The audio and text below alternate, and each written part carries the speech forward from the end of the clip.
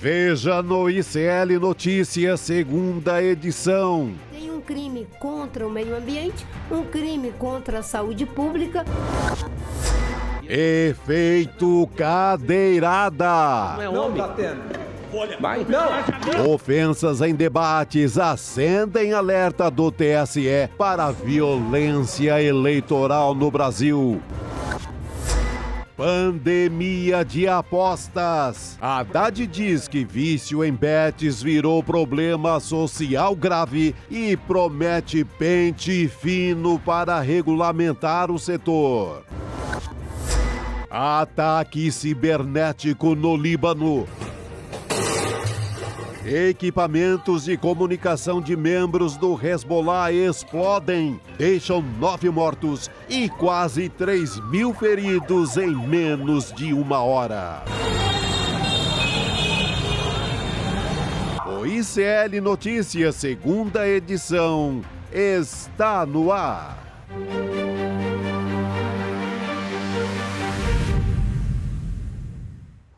Olá, boa noite, seja muito bem-vindo, seja muito bem-vindo. ICL Notícias, segunda edição, está no ar. Estamos ao vivo, ou melhor, ao vivaço, nos canais do Instituto Conhecimento Liberta, Eduardo Moreira, no YouTube e também na Pop TV, no Rio Grande do Sul.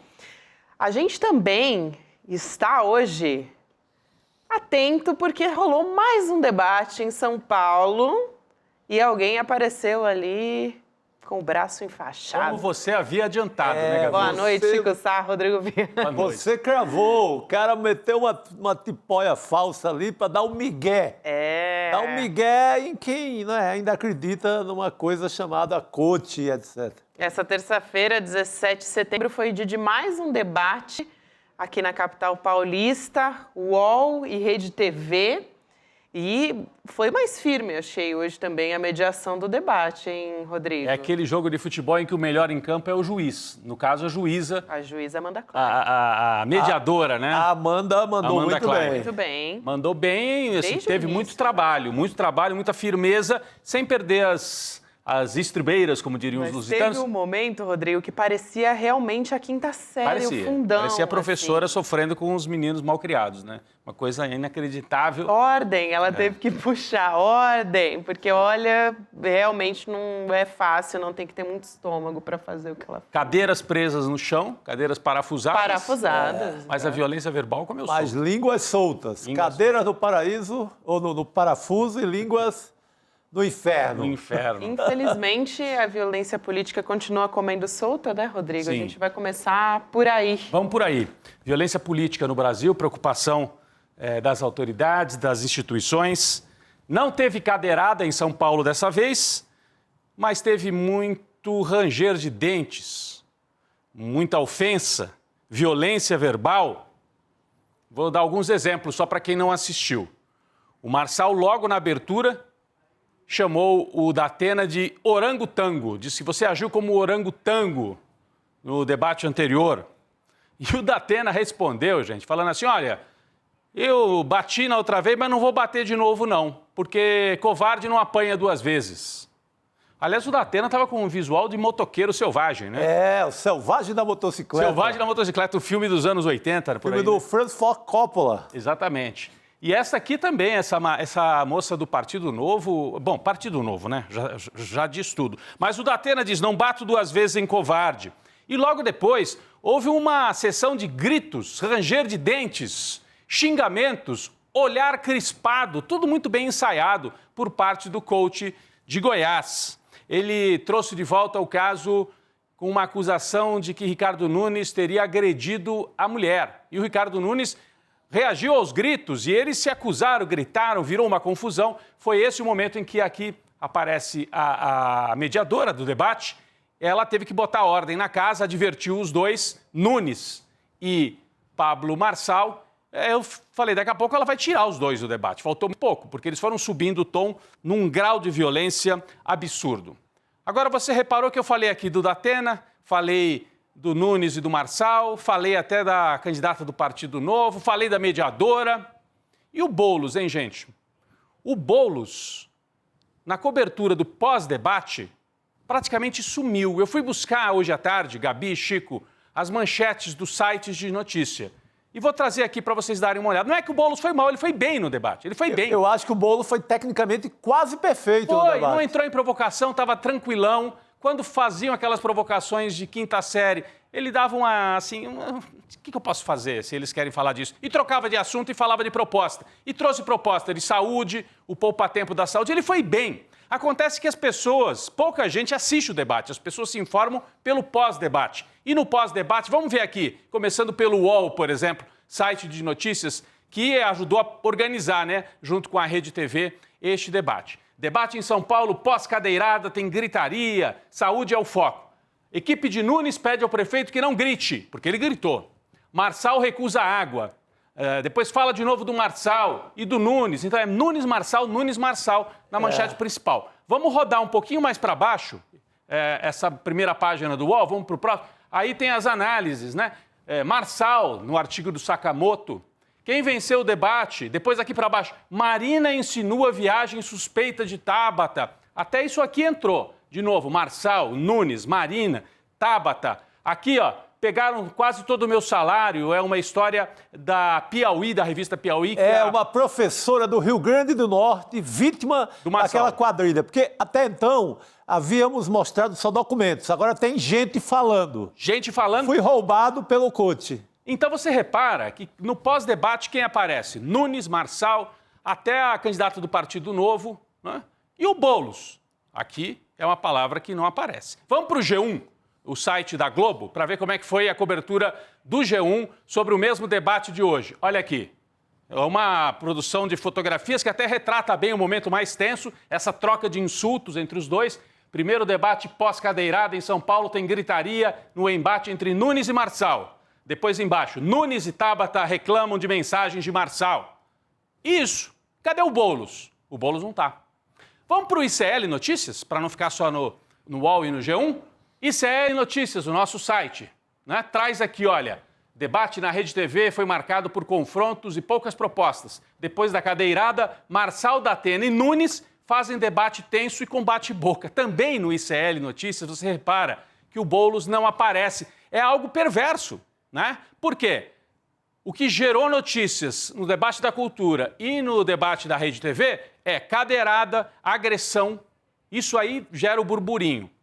Então a gente olha assim e fala, então o Boulos se deu mal porque apostou nas propostas?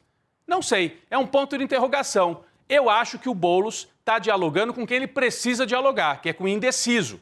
O problema é como chegar nesse indeciso que provavelmente não viu o debate. Porque a audiência, né, a Rede TV não é uma potência, um debate de manhã, o povo trabalhando, né? O pessoal vê mais a repercussão. Como é que o Boulos vai chegar no indeciso se ele não aparece? É um problema sério, né? E isso aqui está muito claro para a gente. Mas aí entra aquela questão, fica tudo que é jornalista, às vezes até eu mesmo, reclamando que não discute proposta, não discute proposta. No dia que algum candidato resolve discutir proposta, ele desaparece no noticiário. Então, senhores jornalistas, para de hipocrisia, vocês gostam de baixaria. É o que parece pelas manchetes aqui, mas assim, é quase que se impõe, né? Esse tipo de cobertura acaba se impondo porque é o burburinho que está aí pela sociedade, é esse. Voltando ao Boulos, ele trouxe várias vezes durante o debate a questão do poupa-tempo da saúde. Quem não é de São Paulo não sabe, mas o poupa-tempo foi algo criado na época do Mário Covas, governador, e Alckmin, né, para melhorar os serviços, né, centralizando aquela coisa de documento, que era uma trabalheira, você tinha que cada vez numa repartição diferente, organizar o poupa-tempo. O que o Boulos está propondo é um poupa-tempo da saúde, centralizar, organizar melhor essa coisa de marcar consulta, marcar exame. Uma proposta interessante, e a saúde é um ponto que as pessoas têm muita preocupação e querem esse serviço e precisam do serviço, tanto na periferia como nos bairros de classe média. Muita gente de classe média que usa a rede pública de saúde. Então, é a proposta trazida pelo Boulos. Mas esta é uma eleição em que, em São Paulo e em boa parte do Brasil, a violência verbal e física vai se impondo. É uma preocupação, gente. O candidato que não vai para a violência, olha, o Boulos no começo era tido como o invasor, aquele que faz agitação. Ele é o mais tranquilão no debate. Hoje até a Tabata, daqui a pouco nós vamos debater melhor isso. A Tabata se deu mal, né?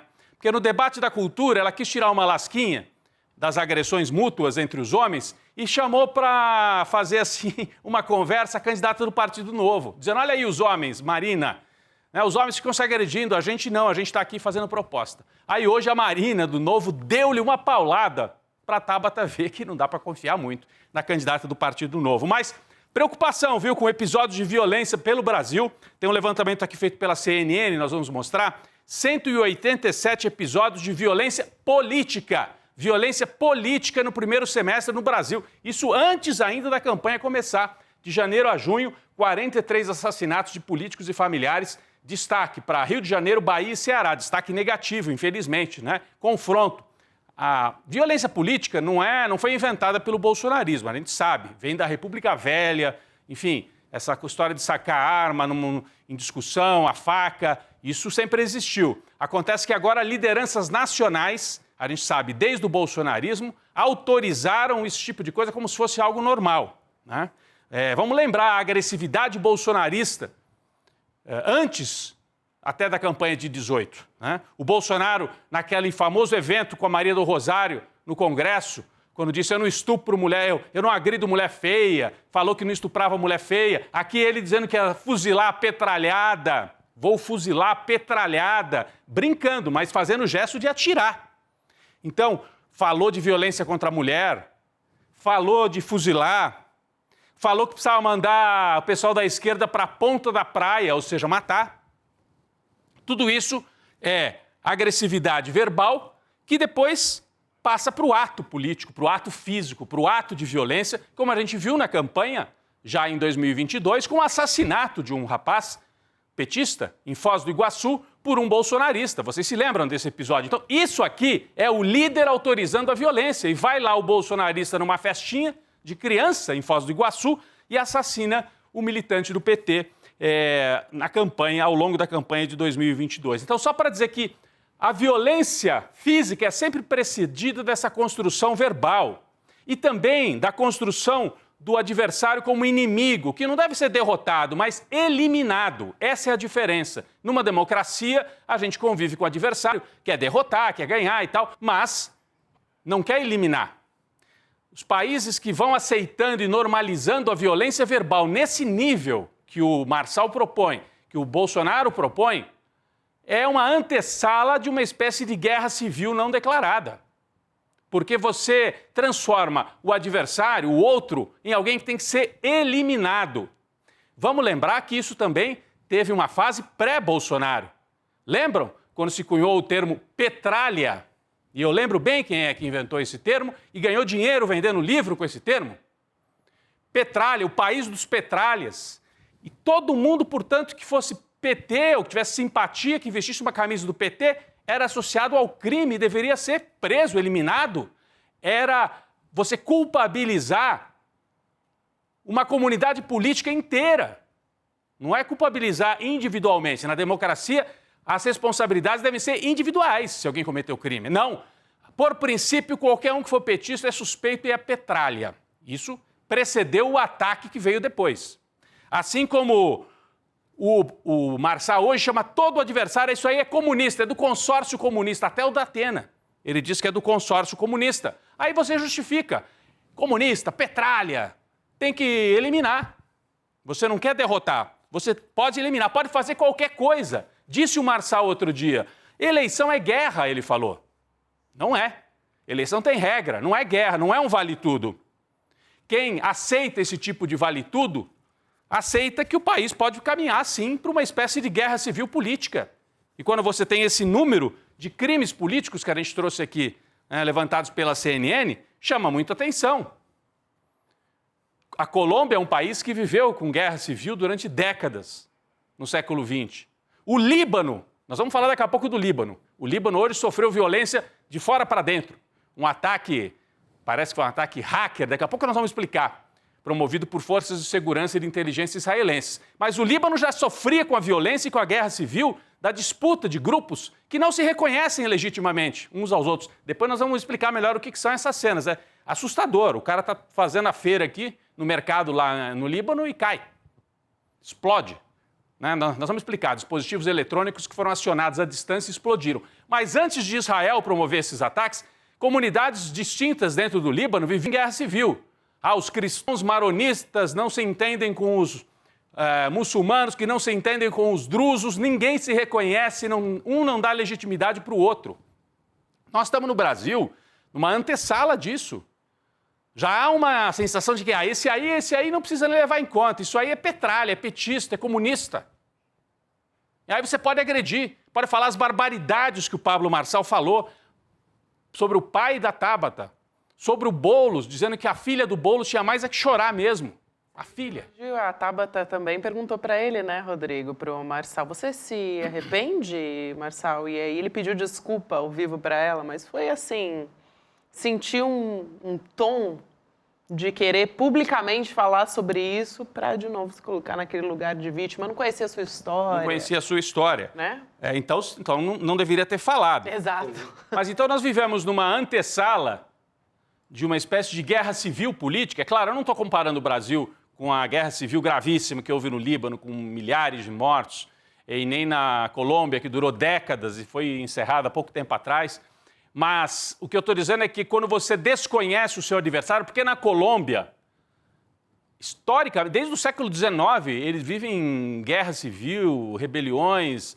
Na Colômbia, gente, no século XIX, eram liberais e conservadores. Os liberais não reconheciam os conservadores como um ente que você pudesse disputar, perder ou ganhar a eleição.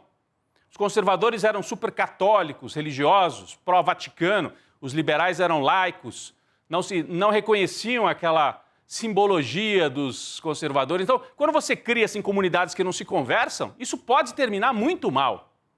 Você tem que ter adversários que reconheçam um campo comum. O que está acontecendo no Brasil é que está se rompendo esse campo comum, que existia quando era PT e PSDB. Existia. Você tem um campo comum, democracia. Né? O Fernando Henrique passou a faixa para o Lula. O Bolsonaro não passou a faixa para o Lula e incentivou o golpe. Então aí a gente já vê, estamos ainda numa situação de muito perigo. Agora, nesse clima todo, a extrema-direita foi quem apelou para a simbologia da violência. Eu lembro quando penduraram bonecos do Lula e da Dilma como se estivessem sendo enforcados em Jundiaí, antes da derrubada da Dilma, né? Rasgando bandeiras, essa história de petralha, né? Isso foi alavancando a violência verbal, que depois virou violência física. O que aconteceu com a cadeirada do Datena, anteontem, é que ele mostrou, não sei se precisava, mas mostrou, olha, se vale tudo para todos os lados. Vocês também vão levar. A direita que apela para a violência não tem o monopólio da violência. Não tem o monopólio. Só ela vai praticar violência física sem nenhum freio? Não. Vai chegar uma hora que alguém pode, do outro lado, também reagir. Então, se vale tudo, todo mundo vai sofrer e vai sangrar. Precisa parar com isso. E o TSE, Tribunal Superior Eleitoral, está preocupado, convocou reunião entre os partidos por causa da violência, que não é só em São Paulo. São Paulo é esse espécie de espetáculo lamentável da violência, porque tem um sujeito especializado nisso, um discípulo do que há de pior no mundo, esse Pablo Marçal. Mas a violência verbal e depois a violência física não acontecem só em São Paulo. Preocupam o TSE, tem que interromper esta cadeia de atos, reações, ameaças, como se fosse algo natural, você desconhecer o adversário e partir para a pancada, partir para a eliminação, partir para o desconhecimento e para o desrespeito. O TRE em São Paulo está muito, muito conivente com o Pablo Marçal. Então agora o TSE está preocupado, depois da cadeirada. O Datena disse, aliás, hoje, no debate de hoje, quando perguntam para ele, mas você deu a cadeirada? Eu falei, eu dei, mas eu levei várias cadeiradas antes. Eu levei várias. O que ele falou sobre mim, e lembrando a morte da sogra do Datena, ele disse que ela morreu por causa dessa acusação, é uma espécie de uma cadeirada também que pode doer tanto quanto a cadeirada que ele desferiu no Pablo Marçal. Então, é um esquema de desrespeito e de violência que sai do controle. Se a extrema-direita acha que só ela sabe usar a violência, pode se enganar. Muita gente já sofreu violência e muita gente pode sofrer também. Pablo Marçal apareceu com a mãozinha enfaixada, não era costela? Eu não entendi. Era mão ou era costela, Gabi? Mas hoje ele apareceu com a mão, para se fazer de vítima. Só que ele não é vítima, ele é o promotor maior da violência política, um irresponsável que coloca em risco ele, inclusive, mas coloca em risco a todos nós que pretendemos viver em democracia, né, Chico? Muito bem, meu velho. Pois é, ele fraturou a costela. Na hora até Fraturou estranhei. mesmo. Ele diz, né, que fraturou. Ele diz. E ele apareceu com a mão enfaixada, Pois é. né? Também não entendi. Curioso. Algum erro aí na Eu esperava anatomia, até né? uma tipóia, uma coisa assim, né? Que tem a ver com o movimento do braço, mas a mão De não poder abrir, se machucou a costela, é mais ficar aqui, mais né? mobilizado, né? De qualquer forma, a gente falou sobre isso ontem, que a imagem é muito importante, né? O que ele quer passar para o eleitor que está ali acompanhando foi o primeiro debate depois da cadeirada, né? Que aconteceu lá na Rede TV, e junto com o UOL, em parceria. O que aconteceu da cadeirada foi da TV Cultura, no último domingo. Foi bate-boca, como o Rodrigo descreveu agora, e a gente quer destacar alguns momentos do debate. A gente tem, olha só esse momento entre o Ricardo Nunes, o atual prefeito, e o Pablo Marçal. Esse é o primeiro trecho que a gente vai destacar aqui para nosso começo de conversa. Vamos ver. Você vai preso, Ricardo Nunes, por tocar nas merendas das crianças. Eu vou Você interromper usou sua esse escola debate. para receber dinheiro de creche. Ordem, Você vai preso por ano que favor. vem. Volte no Prefeito, 21. ordem, Você ordem. vai preso. Agora Eu vou te colocar na cadeia. Eu vou interromper esse debate. Dinheiro de criança nas merendas. Componham-se. Você, Para, sua esposa, sua filha- candidato Marcel, parem os dois. Eu vou mandar desligar o telefone. Está dada a advertência. Está dada a advertência aos dois candidatos. Foi esse momento que eu falei que parecia que a Amanda Klein era uma professora do ensino infantil, que ela fica, por favor, parem, ali, tá no meio da sala de aula, vou mandar para a diretoria, ó, eu quero falar, hein, gente, vocês vão me deixar falar, sabe? Agora, nesse caso, o coach ele estava com a denúncia é séria. Ele pode não ser sério, mas é uma denúncia que a Folha publicou, esse escândalo das creches em São Paulo, que é uma troca de cheque, tem rachadinha, tem todos os ingredientes de um grande escândalo. A forma como o coach veicula isso, e não é novo, ele só adotou essa denúncia hoje, na maneira que ele faz ali, escandalosa e de modo quinta série. Mas a denúncia é séria. O Ricardo Nunes se exalta, não é à toa. Ele se exalta porque essa denúncia vai direto no coração dele. Essa denúncia é muito séria. É um caso, os jornais de São Paulo publicaram, mas quando vem na boca do Marçal, ela perde um pouco a força. Mas é caso para a imprensa prestar atenção e cuidar.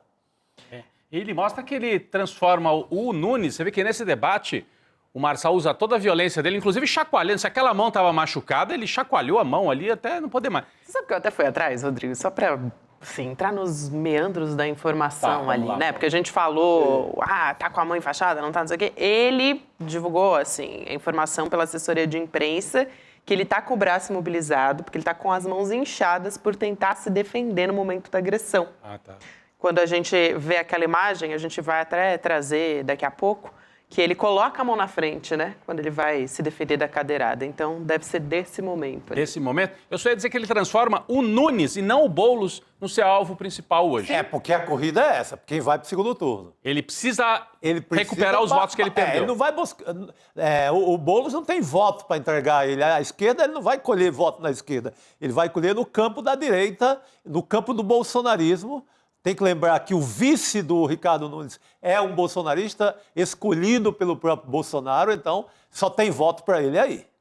Estratégia nova também, porque no 7 de setembro a gente lembra que o Marçal não conseguiu subir no carro ali junto com o Bolsonaro e a patota toda do Bolsonaro que estava ali em cima do carro, porque disseram que ele chegou atrasado e tal, mas a gente já sabe, com a apuração de bastidores, que, na verdade, o bolsonarismo, o grupo de apoio do Bolsonaro não quer saber do Pablo Marçal, acha que ele está exagerando, que ele forçou muito a mão ali no debate, então ele não é muito bem-vindo por essa ala. Então agora ele tem que lançar mão de outra estratégia, né, Chico? Agora ele tem que bater direto.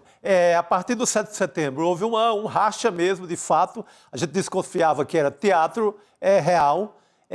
O Malafaia esculhamba o Pablo Marçal, diz que ele queria pegar carona no ato, que ele não fala contra o Alexandre de Moraes e queria só pegar carona eleitoral no palanque do 7 de setembro. Então, a partir daí, o Malafaia, que organizou o ato, abre um racha na direita, de fato.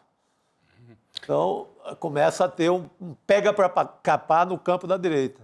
Eu tinha falado de rever a cena, vocês querem dar uma... A gente estava aqui falando, a gente vai rever a cena, já tem gente no chat aqui pedindo para rever a cena José da Luiz cadeirada. Cadeirada em ação. Vamos ver. Ele fica inventando conversa todas as vezes, mas o Brasil quer saber, São Paulo quer saber. Que hora que você vai parar? Você não respondeu a pergunta. A gente quer saber que você é um arregão. Você atravessou o debate esses dias para me dar um tapa e falou que você queria ter feito. Você não é homem nem para fazer isso. Você não é homem. Não, Datena. Olha, vai. Não. Nossos comerciais, por favor.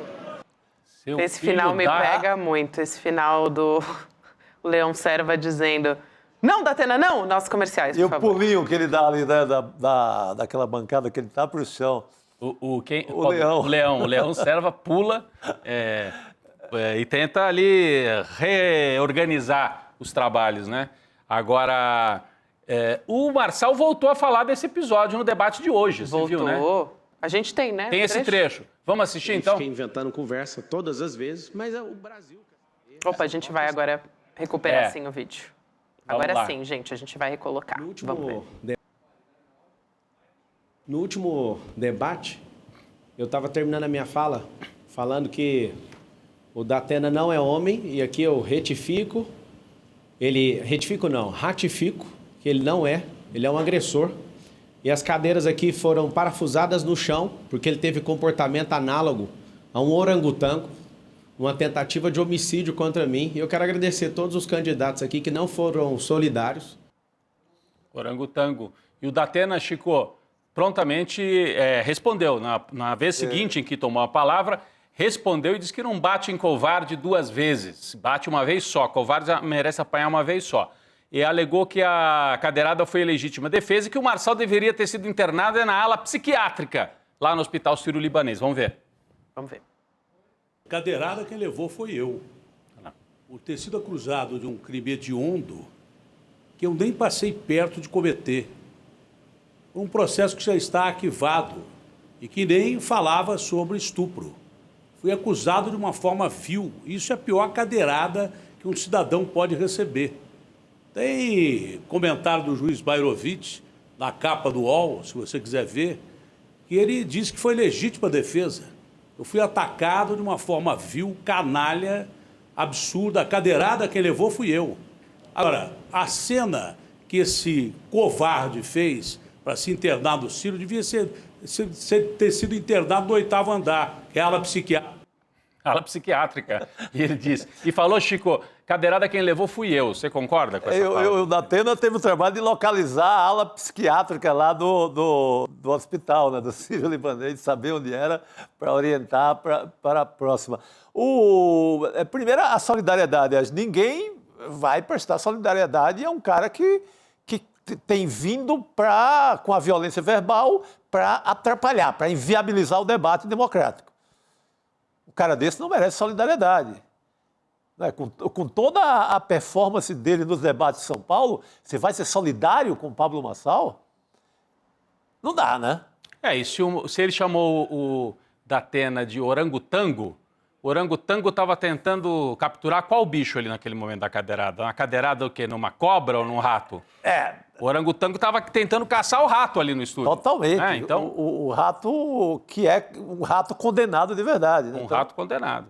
Agora, é interessante ali que o Datena ele usa um argumento dizendo a respeito do juiz Mairovic, né? O Cacai, ele também foi por essa mesma linha de raciocínio ontem numa conversa falando sobre legítima defesa e tudo mais. Vale a pena recuperar a fala completa do Cacai ontem no ICL Notícias, segunda edição.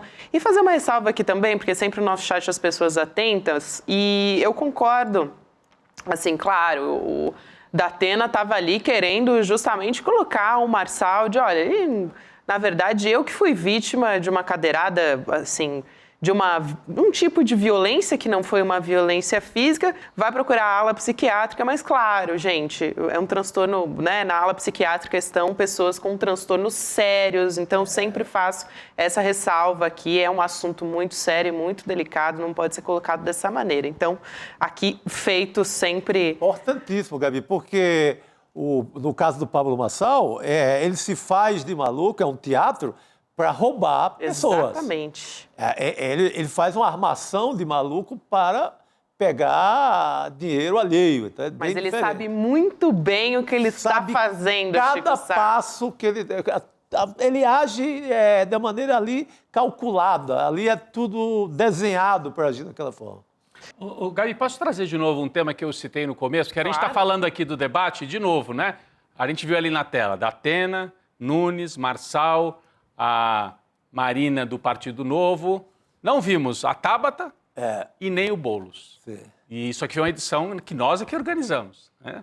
Então, para o Boulos, esse clima de esfola, mata, violência e tal, que os candidatos à extrema-direita estão promovendo, será que deixa o Boulos de escanteio? Ou você acha que ele pode avançar aí, se mostrando, até aproveitando para reduzir a rejeição dele, Chico? Eu acho que se Boulos comete qualquer coisa que dá notícia, dá manchete, que seria uma cadeirada, seria o Ricardo Nunes adotar o mesmo método do Couto e chamar o Boulos de cheirador, repetindo as mesmas palavras do cara que ele condena. Se o Boulos comete qualquer coisa, a gente já sabe o comportamento da imprensa com alguém de esquerda, para começar. Então, o Boulos seria colocado num lugar pelo noticiário que aumentaria, sim, a rejeição dele. Então, ele, quando eu digo que ele fez um debate quase, tecnicamente, 100% correto, fez. Ele foi com as propostas possíveis e hora nenhuma se alterou, hora nenhuma caiu no conto do Marçal. Como ele havia caído no conto do Marçal no caso da carteira de trabalho. Sim, ali ele... Aquele debate no Estadão, se eu não me engano. Então, não caiu em momento algum, não se exaltou. Então, ele não aumenta a rejeição nesse sentido. Mas eu acho que cabe a gente também mudar a forma de cobrir debate. Sim. Se a gente fica o tempo inteiro dizendo que não quer baixaria, eu acho que a gente quer baixaria. A gente só mostra baixaria. A UOL só mostra baixaria, a Globo só mostra... Todo mundo só mostra baixaria na edição do pós-debate. Então, será que a gente quer proposta? Ou quer telequete? A gente talvez tenha sede também do telequete, desse espetáculo. A gente se delicia em cima desse espetáculo, como parte do eleitorado também. Então, há uma hipocrisia, eu não sei se é só nossa ou se é do eleitorado também, mas há uma tremenda hipocrisia no ar. Ninguém está falando aqui do poupa-tempo da saúde, que é a proposta que emplacou, que tem tido uma boa aceitação do Boulos. Estamos falando de baixaria de novo. Então, agora, se pensar. A se pensar. Eu estou colocando aqui como uma reflexão mesmo. Não, ótimo. Todos nós. Ótimo debate. Todos nós. E, Gabi, a gente conversou com gente da assessoria, pessoas graduadas, né, da assessoria do Boulos. Como é que foi? Essas pancadarias, como é que isso, né, repercutiu nas pesquisas que eles fazem? Porque todas as campanhas, né, grandes fazem pesquisa quali, ao vivo. O que significa? Coloca 10 pessoas, 20 numa sala assistindo o debate e vai anotando a reação. Em geral, se faz isso com os indecisos, para saber, tá dialogando com o indeciso ou não está dialogando? E aí, a repercussão junto aos indecisos foi horror. Não queremos saber disso, não vamos votar em nenhum desses aí. Agora, não quer dizer que vão votar no Boulos, né? Agora, Marçal e Datena colaram um no outro, né, a pecha de extremismo, violência, algo sem limites. Sobra espaço para os outros capturarem alguma coisa. Eu achei que hoje o Nunes errou. Eu achei que hoje o Ricardo Nunes errou porque entrou na pilha. Entrou na pilha do Marçal. Mas você vê que a equipe dele tenta contê-lo. Sim, a gente até mostrou. Que ele errou. Ele errou. Tanto que o UOL colocou como manchete ali no estúdio, a equipe falou, não, ô Nunes, não grite. Ele gritou alto, tanto que obrigou a mediadora a pedir para acalmar. Ela não pediu só para o Marçal, o Nunes estava alterado. Essa está sendo, ó. Então eu achei que o Ricardo Nunes errou. Olha aí, ó. Do outro lado estava o Ricardo Nunes ao lado da mediadora, gritando de volta. E o Boulos tranquilão ali, ó, no canto, fazendo assim com a cabeça, não dá. Todos os outros candidatos meio chocados, assim, aquela coisa, né? Olha só, a Marina Helena, a Tabata, o Datena, o Boulos olhando para o lado, né? Assim, completamente acompanhando a baixaria acontecer. A baixaria. Esse sujeito aí, que chamou o Datena de orangotango, mas eu acho que é o rato da democracia em São Paulo, uma hora ele pegou o adesivo e pregou na boca. Porque ele fica de olho no retorno ali da televisão, para saber o que está em quadro. A hora que ele viu que ele estava em quadro, ele tirou o adesivo daqui e botou na boca, para dizer, estão me impedindo de falar, porque a Rede TV cortava em cima, deu 30 segundos, corta.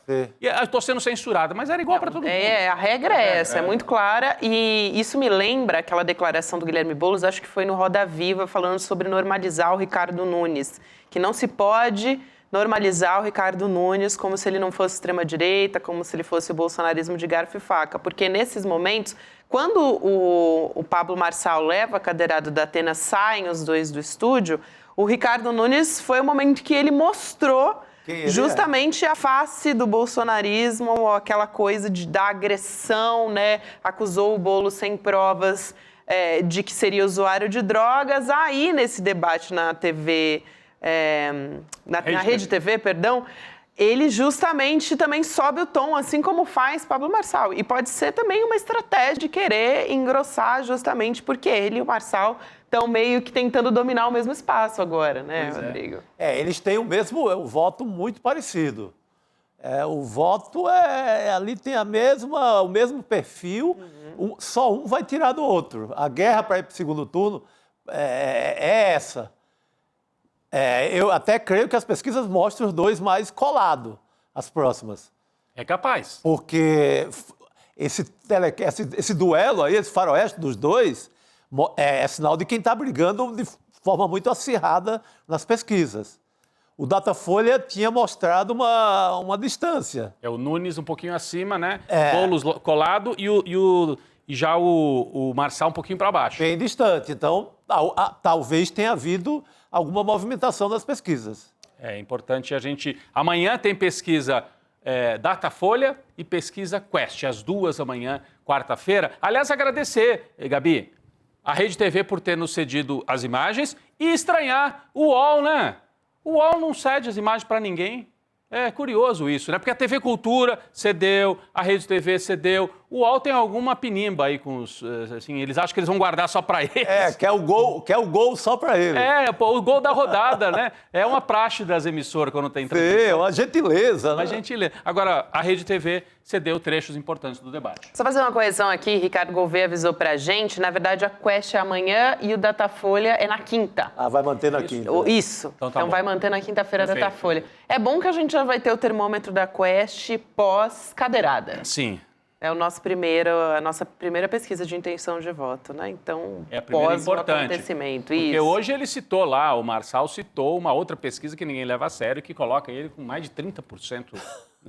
A gente está falando de institutos sérios. Institutos sérios, né? Esses vão vir aí quarta-feira e quinta, portanto, feita a correção. Gabi. É isso. E a gente estava falando da mediação da Amanda Klein aqui, que foi muito boa, equilibrada, ali estava rigorosamente... Craque da rodada. Craque da rodada, colocaria também. Hoje também tem uma notícia importante, já que a gente está falando sobre mediação de todos... Aliás, Rodrigo, me permita, você falou de violência política, amanhã no Em Detalhes também vai ser sobre violência política. Sobre violência. Com quem? Com Andréa Dipp, que é a nossa nova colunista. Andréa Dipp. Muito bom. Muito legal. Nossa colunista no estelienoticias.com.br. Mais uma contratação. Estreia quentíssima lá no nosso site. Ela vai estar amanhã comigo de manhã. Mas, já que a gente está falando justamente sobre violência política, o Brasil registrou 187 casos de violência contra lideranças políticas no primeiro semestre deste ano, levantamento que foi feito pela CNN. E aí o Tribunal Superior Eleitoral se reuniu para discutir o risco sobre isso, assunto que a gente está falando aqui hoje, violência eleitoral, que tem se espalhado, principalmente simbólico esse momento que a gente acompanhou no último domingo, mas a gente sabe que isso acaba incentivando também violências contra candidatos. Quanto mais a gente incentiva violência, quanto mais candidato a gente vê fazendo arminha, né, quebrando placa de vereadora que foi assassinada e por aí vai, mas a gente continua vendo episódios lamentáveis de violência crescendo por todo o país. Então, acho importantíssimo a gente ter quando você vê, por exemplo, o método do Pablo Marçal dando certo de alguma forma. Então, você aplica aquela violência verbal sem fim, esculhamba todo mundo, fala que o pai da outra morreu drogado e a candidata não cuidou, fala que o outro cheira cocaína, fala tudo isso abertamente, segue sendo convidado para tudo que é debate, esculhamba, deita e rola, o outro joga cadeirada. Quando tudo isso tem muita repercussão e dá certo, deu certo para todos eles. Deu certo. O Datena estava com a candidatura morta. O Datena estava com a candidatura pior do que a do Russomano. Não tinha mais nada, não tinha, voltou para o jogo. Quando um candidato lá do Ceará, ou de Porto Alegre, ou do Acre, sente que aquilo deu certo, óbvio que aquilo vai ser repetido daqui para frente nos debates, pode esperar. Inclusive cadeiradas. Não sei se é o mesmo tipo de cadeira, não sei com a mesma força do Datenas, mas quando deu certo, mediaticamente deu certo. O absurdo, né? Você vai para um absurdo e aí ganha a economia da atenção, né? O Marçal, ele chega... ele não deveria ter sido convidado para debate algum, porque ele não tem...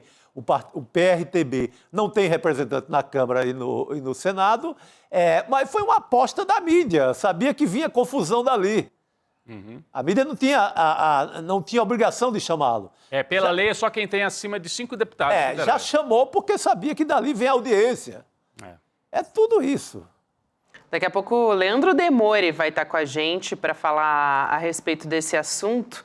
Muito importante a gente trazer essa pauta da violência política mais uma vez para a discussão, porque a gente vem alertando a respeito da gradação nos debates, principalmente em São Paulo, e como chegamos até aqui. Olha ele aí. É isso que eu ia te avisar. Olha só, já temos Leandro Demore. Já vou puxar ele para a conversa então, Demore. Fala pessoal, tudo bem? Desculpa um pequeno atraso, mas hoje fiquei preso no imenso trânsito da minha cidade. Falar isso para quem mora em São Paulo. Passo Fundo agora tem trânsito. O Chico sabe por que tem trânsito? Porque em época eleitoral o prefeito decidiu tapar buraco, né? Entendi. Aí sim. Mas, Leandro, acho que era importante ouvir o Leandro, né? Sobre isso que a gente vinha falando. Os episódios de violência. Hoje não teve cadeirada, mas violência verbal. E eu relembrava aqui na abertura do programa, Leandro Demore, como a escalada de violência verbal no Brasil precedeu violência física, inclusive com homicídio. Na campanha, a gente lembra o caso de Foz do Iguaçu, entre outros. E como o bolsonarismo e outros elementos, vamos dizer assim, da extrema-direita foram insuflando verbalmente a história de fuzilar a petralhada, fazendo aquele símbolo do fuzil, né? Atacar as mulheres, né? Tratar o adversário como se não fosse gente, que pode ser eliminada. E agora estamos vendo isso se repetir com esse sujeito Pablo Marçal, e não só ele, né? Hoje, um festival de agressões verbais que, como eu disse, podem preceder violência física. Não teve cadeirada. A própria imprensa também, né? Só para não esquecer, o Diego Sarza, que estava fazendo a cobertura pelo UOL, o repórter ali, o Marçal tentou intimidar intimidar o o repórter, que né? respondeu à altura também. Então, só para deixar passar. Ouvir o Demore sobre isso. O Demore... Vamos ouvir algum momento, vamos ouvir Leandro Demore. E ele congelou com o olhinho aberto, parecendo que estava esperando. Eu jurei que ele estava aqui entre nós ainda. Mas Demore estava se preparando para falar. Ele voltou. Quem interessa calar Leandro Demore. Vamos lá, Demore. Voltei. Não, gente, Rodrigo, eu nunca vi briga começar sem insulto. Alguém já viu a briga começar sem insulto? Eu acho uma hipocrisia quando a gente fala. Muita gente, né, que tem uma noção, né, mais, entre aspas, liberal, né, da tal da liberdade de expressão. Não, assim, agressão física é quando você passa do limite. Gente, o Marçal usou, como muito bem disse o César Callejon, né, ele colocou na conta da Tabata Amaral o suicídio do próprio pai. Lembram dessa história? No primeiro debate. Sim. Primeiro debate. O pai dela, né, teve uma questão de adição, né, de drogas e tal, como se a culpa fosse dela. Chamou o Boulos de usuário de drogas. Na primeira pergunta do debate da famosa cadeirada, ele chamou o Datena literalmente de estuprador.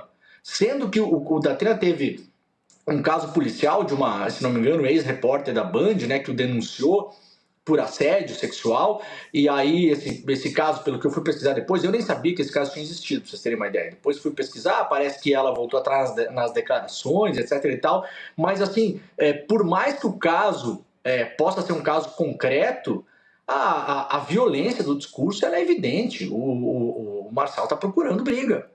Ele é o clássico cara que está procurando briga. Aí muita gente fala, não, mas aí pá, a agressão física é o limite. Não, a agressão verbal é o limite também. O que esse cara vinha cometendo era extrapolar todos os limites. E foi muito bem apontado, acho que foi até o Rodrigo que falou, né? O Marçal não é obrigado a estar nos debates pela lei. Ele está nos debates porque a imprensa decidiu colocá-lo nos debates. Porque ele é um cara que gera engajamento. No dia em que ele foi no UOL fazer uma sabatina no UOL, o UOL estava registrando lá 250 mil pessoas ao vivo. A gente faz programa aqui, a gente sabe o tamanho que é essa audiência. A imprensa está de olho na audiência. E é a mesma lógica que aconteceu com o Bolsonaro em 2017. Quanto mais frases chocantes, quanto mais agressão. O Bolsonaro falou que no Brasil pesava-se gente que morava em quilombo em arroba. Gente, pera lá.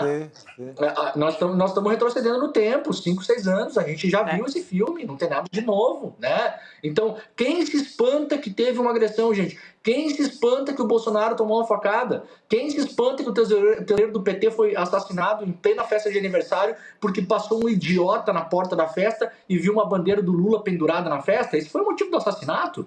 O cara entrou com uma arma, tentou matar mais gente, inclusive. O tesoureiro tentou se defender, conseguiu alvejar a pessoa ainda, mas foi assassinado. O Moa, lembram? Na Bahia sim, também, foi assassinado por briga política também. Não existe briga que comece a agressão física sem agressão verbal. Toda briga. Você dificilmente vai ter uma briga, né, Rodrigo, em algum lugar, que a pessoa já chega do nada, alguém que você nunca viu na vida, você chega metendo a mão na cara de alguém. A briga começa sempre com uma discussão. O Pablo Marçal, ele é o motor dessas discussões. Ele está gerando isso. Ele tentou de novo hoje. Né? Chamar o Nunes de bananinha, de não sei o quê, tinha sido combinado que não se usaria apelidos, foi lá, usou o apelido, aí não pode falar, então não faço pergunta nenhuma. A primeira, para quem não assistiu o debate dele hoje, a primeira pergunta do Marçal era para ele fazer pro Nunes. Ele não falou o nome do Nunes.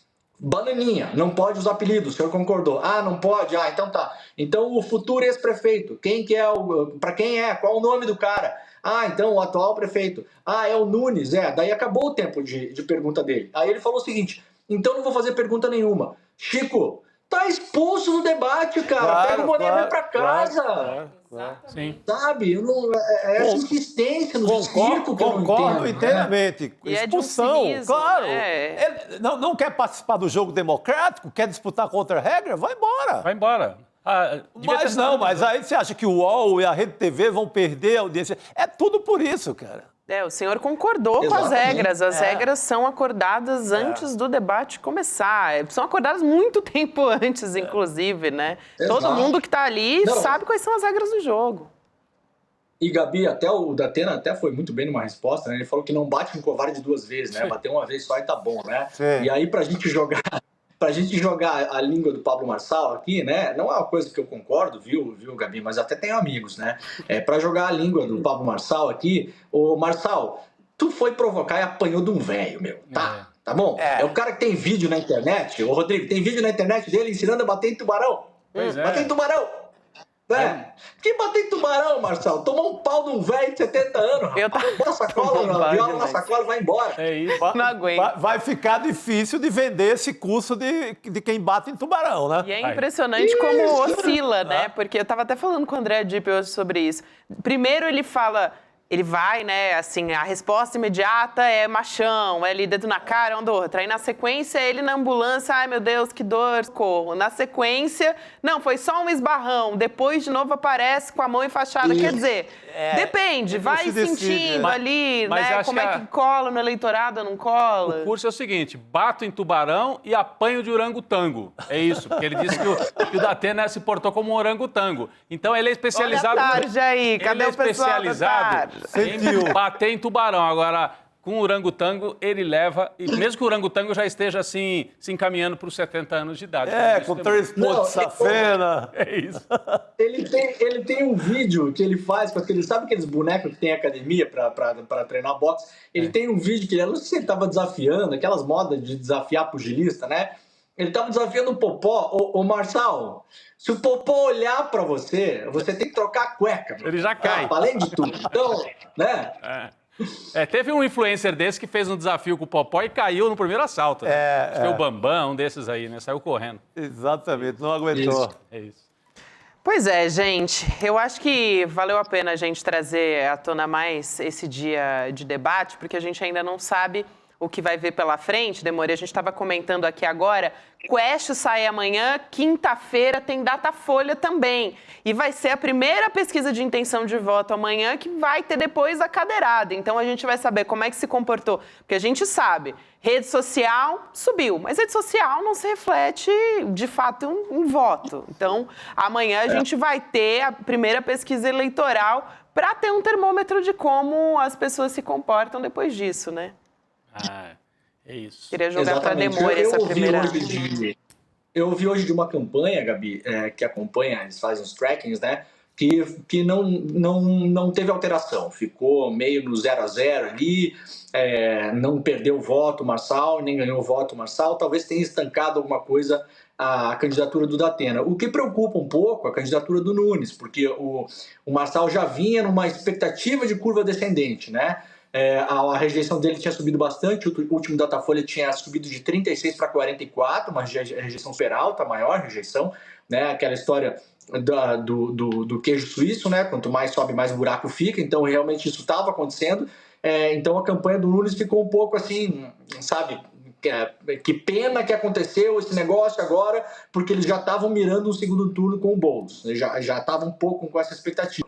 O Bolsonaro já tinha se retirado da campanha do Nunes e falou que não vai mais participar da campanha até o segundo turno, vai focar no Rio de Janeiro, mas na verdade que o Bolsonaro tirou o time de campo aí, mandou os seus miquinhos amestrados baterem no Marçal pela colateral, né? Hoje a nossa colega Juliana Del Piva trouxe até uma matéria de bastidores mostrando que na coordenação lá no entorno do Bolsonaro, algumas pessoas lá falando que a máscara do Marçal derreteu, não sei o quê, mas eu também não confio, obviamente não tem nada a ver com a apuração da Del Piva, né?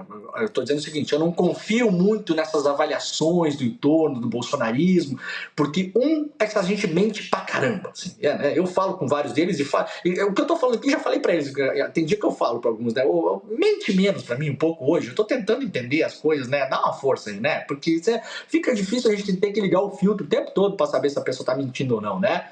E outra, que também o Bolsonaro fez uma campanha desse mesmo jeito e foi eleito. Então, eu não acredito muito que isso aí seja a máscara que caiu. Qual que era a máscara do Marçal que precisava cair? Não tinha máscara nenhuma, né? Ele tá desnudo desde o começo da campanha, né?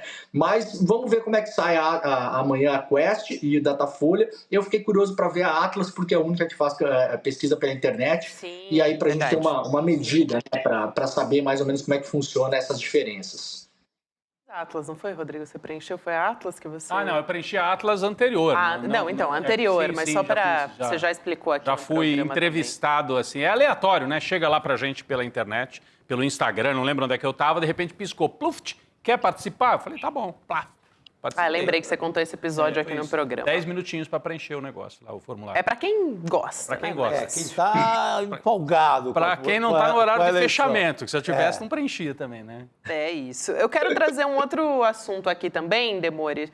Tudo bem? A gente falar sobre Líbano, porque também... Pô, é um negócio impressionante o que aconteceu no Líbano. Muito impressionante, assim, um mega ataque que não dá para dizer ainda que é um ataque cibernético, a gente vai até para explicar um pouco melhor para as pessoas, né? Mas foi contra o Hezbollah, né?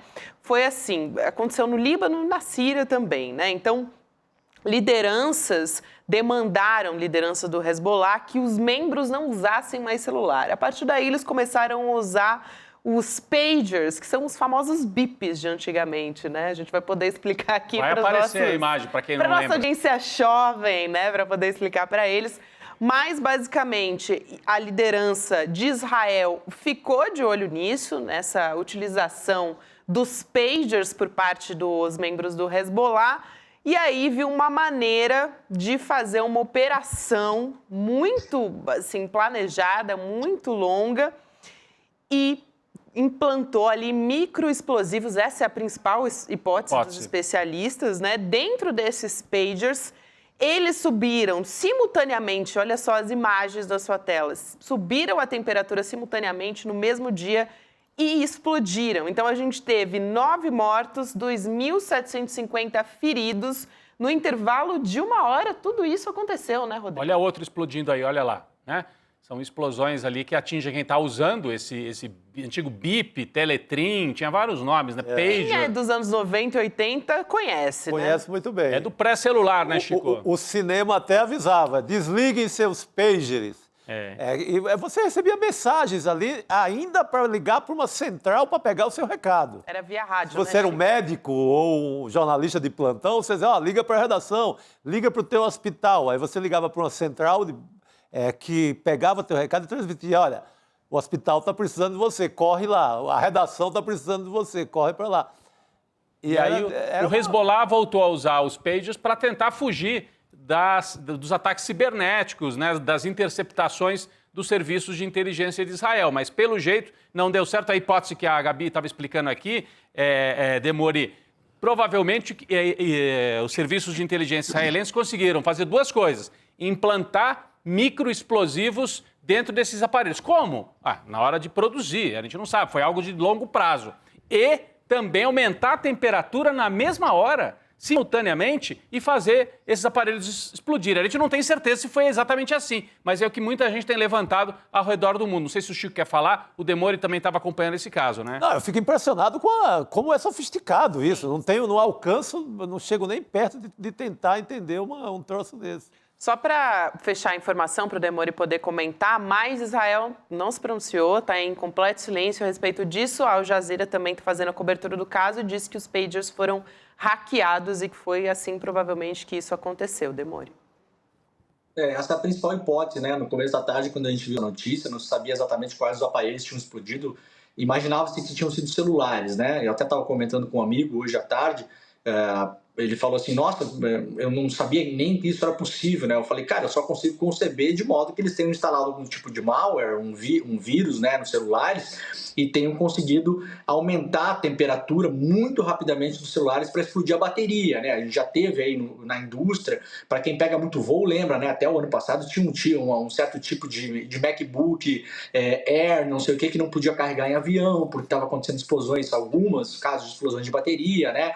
Teve alguns celulares que tiveram problema de explosões de bateria também. Então a bateria pode explodir sim por um curto-circuito ou por um carregamento muito rápido, por uma descarga muito rápida de energia nela, ela superaquece e explode. Agora no começo, no meio para o fim da tarde, surgiu essa informação nova. Os membros do Hezbollah, o Hezbollah, só para situar as pessoas, né, não é o Hamas, a gente não está falando aqui especificamente de faixa de Gaza, a gente está falando da fronteira com o Líbano, é uma disputa histórica que acontece ali, claro, uma disputa militar. Tem as famosas colinas de Golã nessa região, né? É um lugar estratégico por ser um lugar muito montanhoso e também porque é um lugar que tem muita água. Estamos falando de um lugar que precisa muito de água, que é Israel, onde boa parte do seu território está no deserto. Então há uma disputa militar ali. Já vem acontecendo ataques de lado a lado nos últimos tempos. Tem uma expectativa aí também, uma influência do Irã, né, por trás de várias movimentações militares do Hezbollah. O Hezbollah ele tem um braço armado, ele controla parte do Líbano, de fato, é um exército organizado, né? É diferente do Hamas, não é tanto um exército de guerrilha, né? É um exército um pouco mais organizado, de fato. E aí a possibilidade que se deu hoje é justamente isso. Depois do 7 de outubro, os membros do Hezbollah, isso reportou o jornal inglês The Guardian hoje, que é um jornal, talvez o jornal que mais faça cobertura internacional, principalmente desses conflitos que acontecem no Oriente Médio. Eles são especializados nisso, muito mais que o New York Times e o Washington Post, por exemplo. Eles falaram hoje à tarde que a partir do 7 de outubro do ano passado, né, quando teve essa nova fase das tensões entre Israel e Gaza, os membros do Hezbollah, já antevendo que a coisa poderia escalar, pararam de usar celular, a grande maioria deles, não só o alto comando, várias pessoas, e voltaram para os antigos pagers. Por quê, Rodrigo? Não só por medo de terem suas comunicações interceptadas, mas por terem medo de serem alvos de mísseis lançados por drones, porque através do celular eles poderiam ter as suas localizações identificadas, né? Então essa era a principal razão, na verdade, de terem a sua geolocalização hackeada pelos celulares, e aí Israel mandava drones lá e fazia ataques de drones para matar essas pessoas. Começaram a usar os pagers.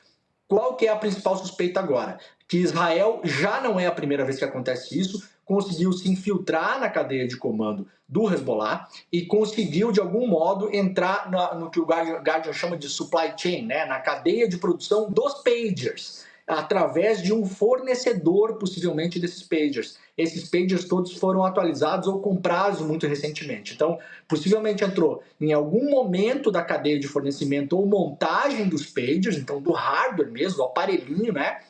Pode ter instalado ali microexplosivos. Tem um microexplosivo que é usado desde a Segunda Guerra Mundial, que é muito famoso, tem um poder de detonação muito maior que o TNT, por exemplo, né? E você consegue fazer ele em pasta ou em pó. Ele é super usado nesses casos de sabotagem, mas é usado também para explodir minas de calcário, basalto, mármore, né? É um explosivo super poderoso. Então, com 10, 15 gramas desse explosivo e usando a bateria como detonador, você superaquece a bateria através de um hackeamento, e aí a bateria, como ela está superaquecida, ela consegue explodir essa pasta ou esse pó, e aí você tem aí esse número absurdo, né? Quase 3 mil feridos. O Guardian reportou hoje 200 feridos graves, 9 mortos, entre eles uma criança de 10 anos, né? Porque isso aí explodiu em vários lugares ao mesmo tempo, como a Gabi falou, não só em território libanês, mas também com membros do Hezbollah que estão na Síria. São vários que foram atingidos, e isso não é, assim, a escala é impressionante, né? A suspeita maior, obviamente, é um ataque de Israel. Agora, só para lembrar, nos anos 90, Israel já tinha feito isso com um principal armeiro do Hamas, né, que estava em Gaza na época. Israel conseguiu se infiltrar na rede na época, descobriu que esse armeiro do Hamas, eu não lembro exatamente o nome dele, o apelido dele, pelo que eu lembro da época, era o engenheiro, porque ele era o cara que conseguia montar as bombas, os mísseis artesanais, era um cara super especializado nesse tipo de trabalho. Israel descobriu, através do seu serviço secreto, que ele passava algumas temporadas na casa de um amigo de infância em Gaza. Aí Israel conseguiu entrar em contato com o tio desse amigo, subornou o tio desse amigo, deu um celular para ele, um celular novo para ele, isso era, se não me engano, em 1996. Nesse celular tinha explosivos e escutas, então estavam escutando o tempo todo, e em um determinado momento, quando escutaram em uma sala que esse membro do Hamas estava na sala, eles detonaram o celular e explodiram o celular à distância também, matando esse membro do Hamas na época. Então, o método não é novo. Agora, impressiona, como o Chico falou. A escala. Acredito que foram centenas ao mesmo tempo, né? A escala, exatamente. É uma grande quantidade de feridos, gente. É muita gente ao mesmo tempo, mais de 2.000 pessoas. Aliás, quase 3.000, 2.750. O que mostra como o Hezbollah também é forte e tem muita capilaridade na sociedade, porque quem está usando esse pager provavelmente tem ligação com o Hezbollah no Líbano, como explicou o Demônio. E é muita gente. É muita gente. O sul do Líbano, né, é administrado mais pelo Hezbollah do que pelo governo libanês, uma milícia armada, um partido. O Hezbollah é muitas coisas ao mesmo tempo. É um partido e é também ligado aos iranianos, né? Então, inclusive, um dos atingidos pelo ataque era iraniano, né? Isso também traz o Irã de novo para o meio dessa disputa que agora... Isso. Um membro da embaixada, né? Da embaixada. Da embaixada do Irã do Líbano, exatamente. Isso aí. Quero trazer mais um assunto aqui, antes de Demore ir embora. Ele que gosta de falar com a gente sobre bets, né, gente? Quando o Demore tá aqui, a gente acaba trazendo... Ele gosta de fazer a fezinha nas bets. O fezinha aqui na mesa do CL Notícias, né? Falando das bets. Hoje, quem falou sobre isso foi o Haddad, o ministro da Fazenda, Fernando Haddad. Ele fez críticas bem duras, viu, gente? As bets, ele disse que tem uma pandemia instalada no país sobre essa dependência, né? Tem muita gente realmente viciada nas apostas online. Ele estava ali numa conversa com jornalistas, ele deu essa declaração. A gente preparou uma imagem aqui com esse recorte. Olha só, ele disse: tudo isso, a regulamentação das bets, vai passar. nessas próximas semanas por um pente fino bastante rigoroso, porque o objetivo da lei é fazer o que não foi feito nos 4 anos do governo anterior. Isso virou um problema social grave e nós vamos enfrentar esse problema adequadamente.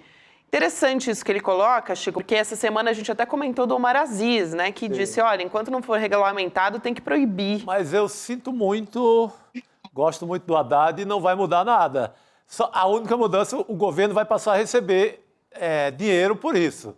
Mas do ponto de vista psicológico, do ponto de vista de saúde mental, você não altera nada. O que vai passar, assim, o governo já tem 113 empresas semi-habilitadas que devem passar a operar, vão ser legais, tem que ter endereço no Brasil, ou pelo menos algum sócio no Brasil com 20% a 30% do capital. Você vai saber onde eles estão, onde eles moram, você vai poder processá-los. Uma mãe que teve o filho que perdeu tudo e que ficou doente vai saber pelo menos onde mora alguém formalmente, mas o vício você não vai tirar. Vão continuar operando, vão continuar mandando em todas as TVs, patrocinando todas as mesas redondas. A alteração é que o governo, cada uma dessas vai pagar de cara 30 milhões para o governo, vão pagar 12% sobre o valor total que arrecadam, quem ganha vai pagar 15% de imposto de renda. Você tem o governo recebendo uma bolada. Mas, Chico, não tem aí nesse pacote nada relacionado, por exemplo, a limitar a quantidade do salário que as pessoas podem usar, da renda autodeclarada, como tem em alguns países europeus? Tem firula, né? Que você tem que acreditar no ser humano no Brasil, que o ser humano, dono de uma casa de aposta, é bonzinho e que não vai lavar dinheiro, que ele não vai colocar uma roleta que nunca se vai ganhar nela, só vai perder. É uma crença, tá lá. Essa lei foi aprovada pelo Congresso, não foi pelo governo Lula. Claro, em 2023 o Lula sancionou com alguns cortes. É bom para a arrecadação, mas para a saúde mental ela não muda nada, a não ser que... aí eu vou duvidar muito. Vou rezar, torcer, mas duvidar muito. Que tirem as roletas, que tirem tem um itemzinho ao lado lá do jogo do dia. Hoje vai jogar Fortaleza e Corinthians. Ao lado lá tá cassino, roleta brasileira, barará, e 1 milhão de jogos. Se vai ser só o jogo de futebol, fica menos cruel, porque você vai apostar em alguma coisa que existe, um jogo. É menos cruel a história, pode aí ter incluído alguma versão nisso. Mas se continuar todas aquelas roletas, a mãe do filho lá adolescente ou da criança que pega o celular e vai continuar perdendo dinheiro, não muda nada, só entra dinheiro para o governo. Demori, eu até conversei com um psiquiatra da USP que estuda especificamente o vício das pessoas nas bets. Vai no Em Detalhes, aliás, eu errei, o Em Detalhes amanhã é sobre bets. Com o Rodrigo Machado, com esse psiquiatra. Depois vai ser Andréa Dipp, então fica ligado, essa semana tem muita discussão boa. Mas ele explicou, Demori, que alguns países, já pensando justamente no vício, por exemplo, proíbem as plataformas de operar de noite, porque é o horário que as pessoas que estão viciadas mais utilizam. É uma redução de danos, né? É uma redução de danos, exatamente. Mas assim, não muda nada, vai estar lá tudo aberto na hora que você quiser. Vai ter uma compensação para cuidar da saúde das pessoas, que qualquer loteria já tem hoje, vai uma parte do dinheiro para a saúde, mas eu quero dizer assim, você não ativa, ou você proíbe, ou proíbe pelo menos que exista propaganda, e seja igual, o Demori falou aqui muito bem na semana passada, proíbe a propaganda como proíbe de bebidas e de armas e de outras coisas. Cigarro. E de cigarro. Proíbe a propaganda, não fica chamando teu filho toda hora, não fica mandando R$1.000 pro teu filho, mandando R$1.000 pro teu filho ou pra tua filha, de bônus, para você viciar. Como aquela velha lenda do pipoqueiro que vende drogas, que dá uma pipoca, dá um doce, depois te chama para dentro da Cracolândia. Vou trazer um dado aqui pro Demori comentar, Demori, de uma pesquisa. Olha esse dado, sério, é impressionante, gente. Essa pesquisa revelando que 35% dos brasileiros que planejavam ingressar num curso superior em 2024 adiaram essa decisão por estarem comprometendo a renda com apostas online. Então, tem gente deixando de estudar para poder ficar apostando. Eu fiquei, de verdade, assim, muito impressionada com essa pesquisa, Demori. Essa pesquisa foi feita, eu até falei sobre ela hoje de manhã no Desperta, ela foi feita com pessoas que estariam no ano, né, com a idade para entrar em universidades privadas, que teriam dinheiro para pagar a mensalidade, e lhes foi perguntada, né, por que não entrou, se estava optando por um outro tipo de carreira e tal, e 35% responderam que não entrou porque esse ano está endividado com o jogo. Meu Deus. É um negócio inacreditável. A gente está jogando cérebros fora. As futuras pessoas que vão pesquisar a vacina da próxima pandemia estão no tigrinho, Gabi. É disso que a gente está falando. Isso aqui não é brincadeira. Isso aqui é muito pior. Nunca houve, atenção, é importante a nossa comunidade saber, nunca houve epidemia de crack no Brasil, tá bom? Epidemia é uma classificação científica. Epidemia não é o que eu acho. Ah, mas na Cracolândia é horrível, aquele tamanho. Sim, tudo bem, lá é um ponto focal e tal, mas nunca houve epidemia. Epidemia a gente viu durante a pandemia. Uhum. Isso de jogo tá virando epidemia. E o pior, Rodrigo, sabe o que é? Vamos pegar o exemplo do cigarro, né? O Brasil poderia ter escolhido simplesmente bloquear, né, Chico? Se você bloqueia, olha como foi fácil bloquear o Twitter. Em horas está bloqueado. Se você bloqueia serviços, você bloqueia pelo IP. Então você bloqueia. Muita gente vai acessar por VPN, vai dar um jeito, mas você tira das lojas dos aplicativos, você reduz muito a quantidade de gente, vai dar trabalho para jogar. Exato. E aí vai ficar só uma quantidade mínima de pessoas. Bom, o Brasil resolveu não bloquear. Olha a diferença. O cigarro teve uma hiperregulamentação no Brasil. Não podia mais propaganda, você não pode mais anunciar, não pode nem financiar, no momento não podia mais nem financiar eventos culturais, nada, não podia fazer mais nada. A gente teve uma queda drástica de fumantes no Brasil, né? Hoje em dia, se não me engano, são 10%, o Brasil já chegou a quase 30%, 40% de pessoas que fumavam no Brasil. Então, isso funcionou. Só que o cigarro, mesmo hoje, se você quiser fumar, você tem que estar num lugar que permita, você precisa até o lugar comprar, você tem que estar com um negócio físico, tem que ter fogo, tem que sair lá fora para fumar, tem que ter o tempo. Esse negócio aí, cara, esses jogos, você está jogando no Uber, no busão, no metrô, no avião, no aeroporto, na calçada, em casa, na mesa de jantar, no sofá com seu filho, o tempo todo você está jogando esse negócio. Então, é uma coisa muito, muito, muito perigosa de fato. Eu estava ontem numa conversa entre amigos e tal, e tinha uma pessoa lá que não era do nosso grupo, tinha chegado um dia ali, se apresentou, pá, não sei o quê. E aí a gente ficou lá, uma hora e pouco, né, conversando e tocando um samba e tal, não sei o quê. A pessoa no celular ali e tal. Pensei, tá resolvendo uma coisa de trabalho, de família, não sei o quê. Uma hora eu levantei pra ir no banheiro, eu voltei e a pessoa tava jogando. O Chico, juro por Deus, velho. Caramba. A pessoa tava em Nárnia, não falou uma palavra em 1h30. Batendo o pé no chão, tenso, sabe lá Deus o que está acontecendo nessa vida, o que está penhorando, o que está deixando de comprar, o futuro que não está tendo, não vai trocar de carro, não vai viajar, entendeu? Mentindo para a mulher, para a mãe que não pode mais jogar, então vira aquela coisa de vício, ninguém pode ver jogando, então a pessoa tem que se esconder, tem que ir pro banheiro, tem que fazer de conta que vai no mercado. Bicho, é uma vida de essa parada. Né? E aí, muito bem, só para completar, muito bem falou o Chico. O Estado brasileiro está simplesmente se tornando sócio das bets. Só isso. Virou sócio. Né? E a conta vai estourar depois, vai estourar na saúde pública, vai estourar no Bolsa Família, vai estourar no Pé de Meia, que é o programa do governo que dá dinheiro para estudantes do ensino médio para depois ter um começo de vida. Mas, Rodrigo, o cara cursou o segundo grau na escola. Ele tem o Pé de Meia lá, vai chegar no segundo grau, ele vai ter lá uns 20 mil reais, que é uma poupança que o governo fez para ele conseguir fazer um vestibular, entrar numa faculdade, começar a levar a vida. A pessoa vai sair, vai sacar o dinheiro e vai jogar no tigrinho, cara. Sim. Entendeu? Sim. Então, assim, é uma porrada esse negócio, uma porrada. Que bom que muitas pessoas estão acordando para isso nesse momento. E você tem a Rede Globo também entrando no negócio, né? Ela é uma das 113 empresas que estão quase aprovadas para a jogatina.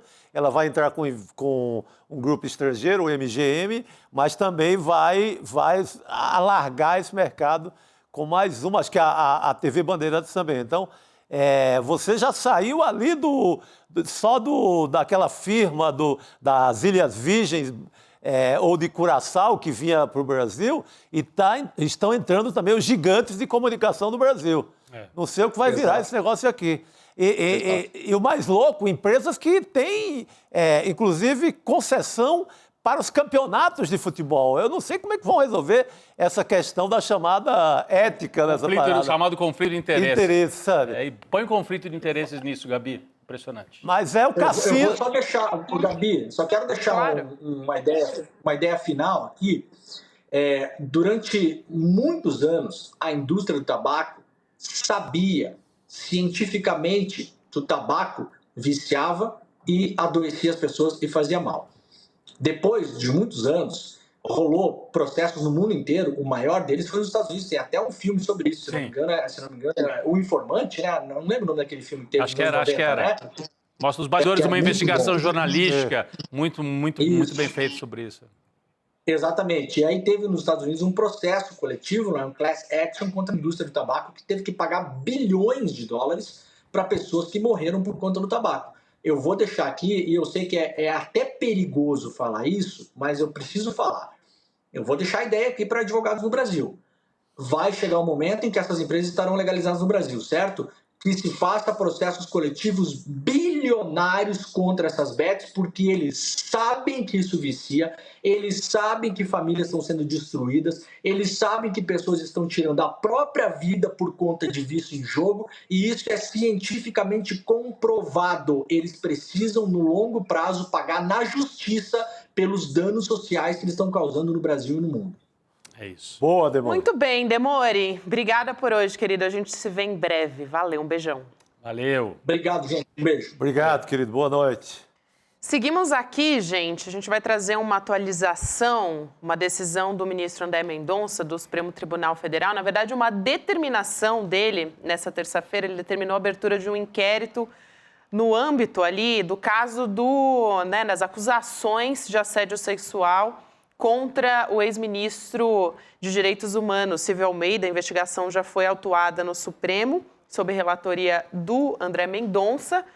Acabou de sair essa informação quentíssima aí na coluna do Guilherme Amado, que está aqui para contar para a gente a respeito dessa atualização do caso. Amado, boa noite, querido. Boa noite. Boa noite, Gabi. Boa noite, Rodrigo. Boa noite, Chico. Boa noite, nossa comunidade. Pois é, Gabi, foi agora à tarde uma decisão em sigilo.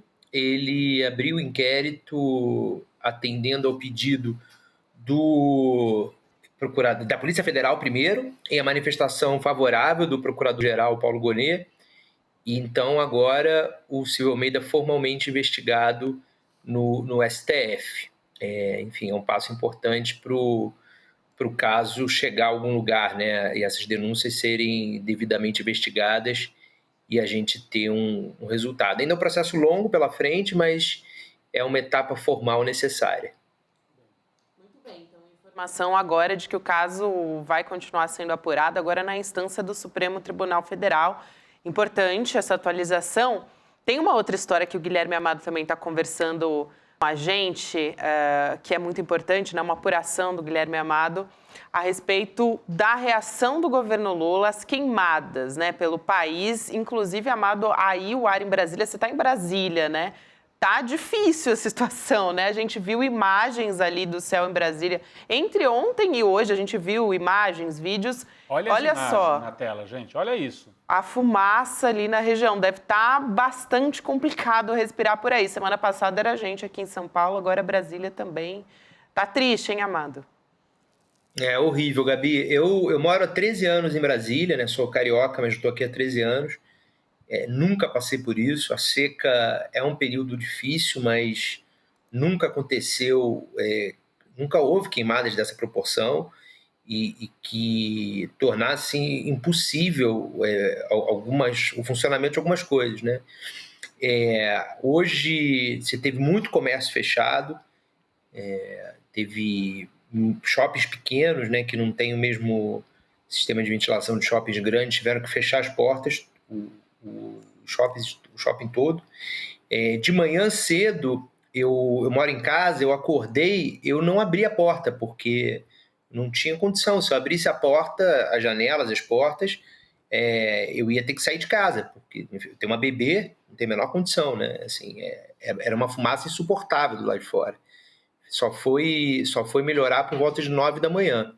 Bastante difícil mesmo. Ô Guilherme, a gente eu recebi agora há pouco aqui, de uma pessoa que mora em Brasília também, umas imagens do incêndio se aproximando ali do setor militar, ali onde tem várias... Olha aí, olha essa imagem, gente, é a casa típica do setor militar, né? Ali ao fundo, a grade e o incêndio chegando na Vila Militar, no setor militar de Brasília. Recebi agora... Olha isso, gente, é realmente muito assustador, né? Chegando... Chat, muita gente reclamando. Muita gente. Melhorou um pouco o ar em São Paulo, de ontem para hoje, que entrou uma frente fria, choveu, limpou um pouco, mas Brasília está numa situação pior do que estava São Paulo na semana passada. Então, o governo demorando, né? Agora, finalmente, resolveu agir e está tendo uma reunião agora no Palácio. O presidente Lula está reunido com ministros, outros chefes também dos 3 poderes, para elaborar medidas, né? Para trazer medidas contra essas queimadas que a gente está mostrando aqui.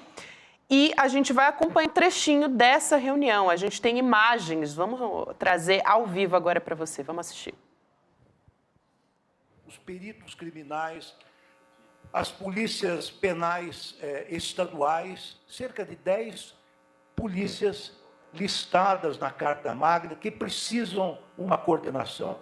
Nós sugerimos ao senhor presidente da República e ele nos incentivou a debater inicialmente esta PEC então, o ministro Ricardo Lewandowski falando agora ao vivo nessa reunião. O presidente Lula já disse que tem fortes indícios de que os incêndios são causados por ações criminosas. A ministra Marina Silva bate nessa tecla todos os dias. Quero saber, Amado, até agora, pelo que você está acompanhando aí, o que você achou da reunião, o que tem de novidade, de fato, a respeito disso, né? O governo Lula falou essa semana, finalmente, da autoridade climática. A gente quer saber quais são as medidas que vão ser tomadas, né? Por enquanto não teve muita coisa concreta não, Gabi. Teve muita indignação do Lula, ali uma insinuação... uma insinuação não, né? Uma acusação ao Bolsonaro, dizendo que o Bolsonaro estaria por trás disso, de uma orquestração de ações criminosas, citando uma frase do Bolsonaro na Paulista. Eu confesso que eu não me recordo dessa frase, inclusive eu estou procurando aqui, que ele teria dito na Paulista no 7 de setembro, vamos colocar fogo nesse país, vamos incendiar esse país, eu não me recordo disso. Mas o Lula fez referência a isso. O que eu acho que a gente está vendo é que, até hoje, o ministro mais atuante do governo chama-se Flávio Dino. A pessoa que fez a coisa mais concreta até agora para tentar resolver o problema das queimadas é um ministro que não é mais ministro do governo, é o ministro do STF, que é o Flávio Dino, que decidiu no fim de semana, acho que no sábado, ou a gente tomou conhecimento dessa decisão no sábado, que poderia se usar, se gastar mais, né, fora do arcabouço fiscal para enfrentar as queimadas. Foi a medida mais forte tomada até agora por alguma autoridade para realmente enfrentar, porque falta, assim, se é criminoso ou não é criminoso, a investigação vai mostrar depois. Nesse momento, o que precisa é apagar o fogo, né? E apagar o fogo não é Polícia Federal, apagar o fogo é bombeiro.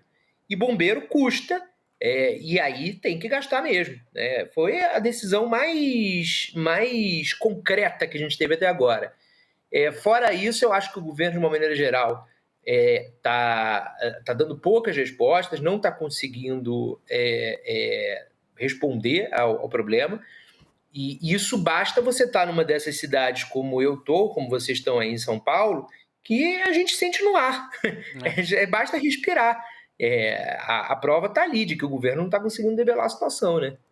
Agora há pouco, uma atualização trazida aqui pelo nosso editor, Rogério Pacheco Jordão. O Rodrigo Pacheco também estava nessa reunião, né, pelo Senado, presidente do Senado, e disse o seguinte, abre aspas, é muito evidente que diante desse contexto e a quantidade de focos de incêndio, há sim uma orquestração mais ou menos organizada que pretende incendiar o Brasil. É o Rodrigo Pacheco, não é ninguém do PT.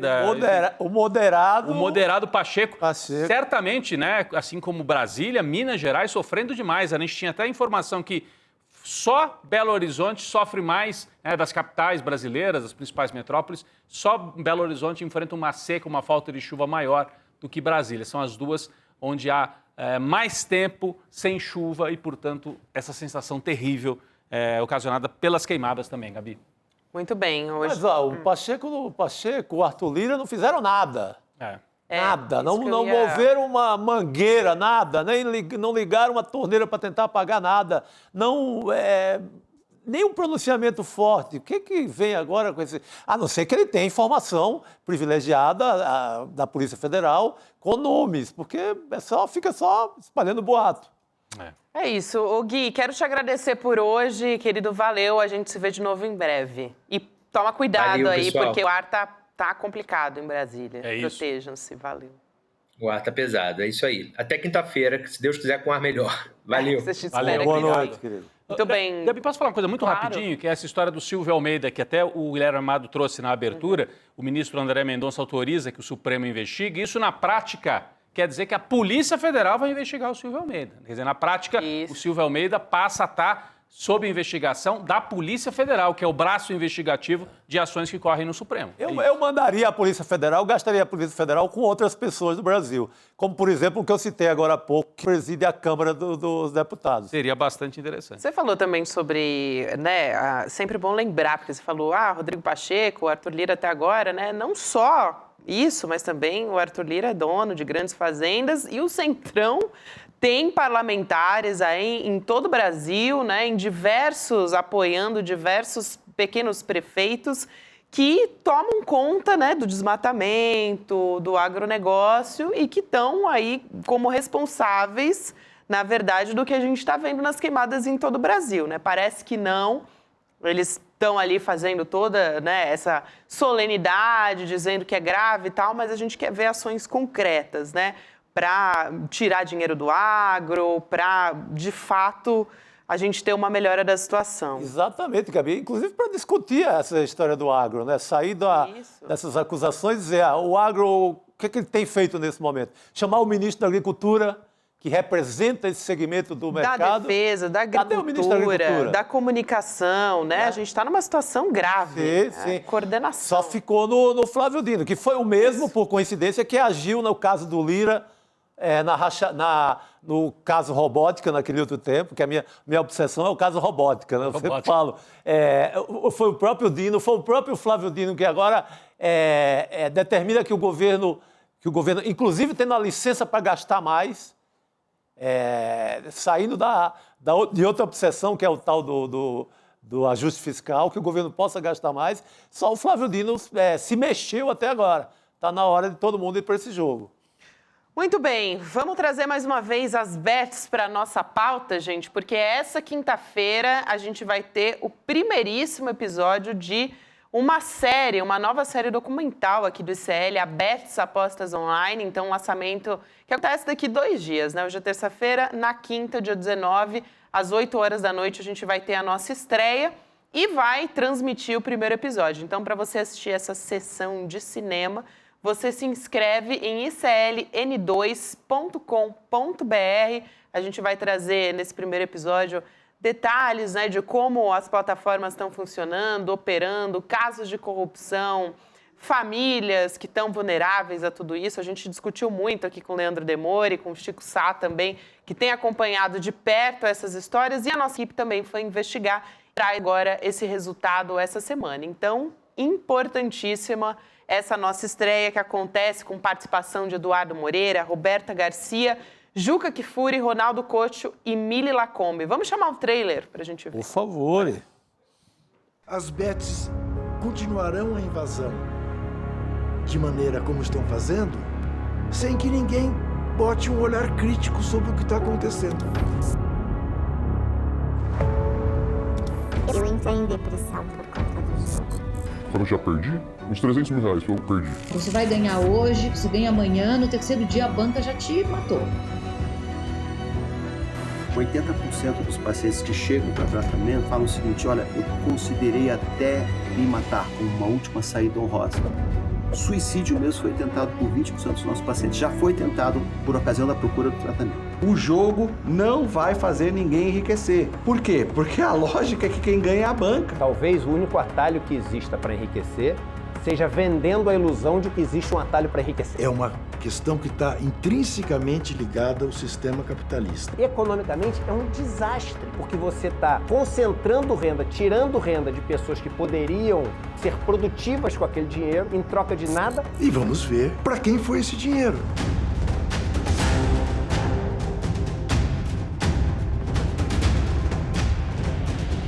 Na busca por essa fantasia do enriquecimento, ou mesmo na simples distração de fazer uma fezinha, há uma armadilha perigosa: o vício.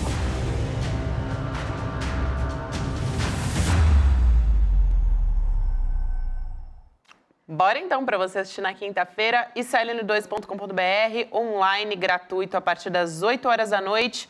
A gente teve direção nessa série documental de Helga Simões e Márcia Cunha, roteiro de André Uzeda e Antônio Farinati e montagem no PH Mota. E vamos nessa, meus queridos Chico Sá, Rodrigo Viana. Amanhã estamos de volta. Boa noite. Opa, amanhã tem mais. Amanhã todas e todos. Valeu, gente. Valeu. Gente, faltam só 2 dias para o nosso documentário Bets, o jogo sujo que ninguém comenta. Um documentário que vai abalar as estruturas desse mercado, que virou uma doença nacional destruindo milhões de vidas. Se você ainda não se inscreveu, clica no link aqui embaixo e se inscreva gratuitamente. E se já se inscreveu, fica atento no seu e-mail, porque é lá que vão chegar as informações para você assistir o documentário. Um abraço e até daqui a pouco.